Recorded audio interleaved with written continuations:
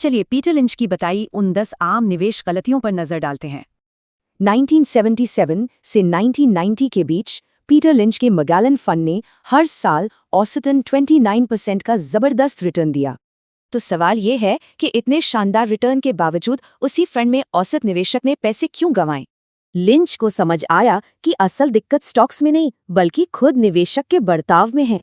और ऐसा सिर्फ मैगलन फंड में नहीं हुआ। स्टडीज बताती हैं कि इमोशनल फैसले अक्सर रिटर्न घटा देते हैं। तो चलिए इन गलतियों को समझते हैं। शुरुआत करते हैं माइंडसेट यानी मानसिकता से जुड़ी गलतियों से। लोग अक्सर हॉट स्टॉक्स के पीछे भागते हैं, अच्छी कंपनियों को जल्दी बेचते हैं या डूबते स्टॉक्स से उम्मीद लगाए रहते हैं। लिंच की सलाह सीधी है, अपनी गट फीलिंग पर नहीं, कंपनी के फंडामेंटल्स पर फोकस करें। अब आते हैं दूसरी तरह की गलतियों पर जो किसी कंपनी की वैल्यू को गलत समझने से होती हैं। किसी स्टॉक का दाम कम होने का मतलब ये नहीं कि वो सस्ता है। एक खराब कंपनी और भी ज्यादा गिर सकती है। ये बात ध्यान रखने वाली है। अगर स्टॉक बहुत महंगा है तो अच्छी कंपनी भी घाटे का सौदा बन सकती है। लिंच पीईजी रेशियो का इस्तेमाल करते थे ताकि सही कीमत पर ग्रोथ वाली कंपनियां मिल सकें। और अब तीसरी तरह की गलतियां जो हमारी इन्वेस्टमेंट स्ट्रैटेजी में कमी की वजह से होती हैं।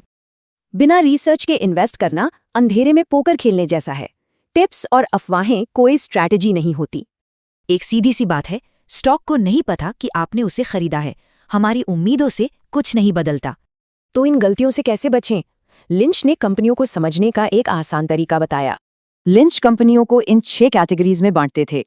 इससे ये समझने में आसानी होती है कि क्या उम्मीद रखनी है।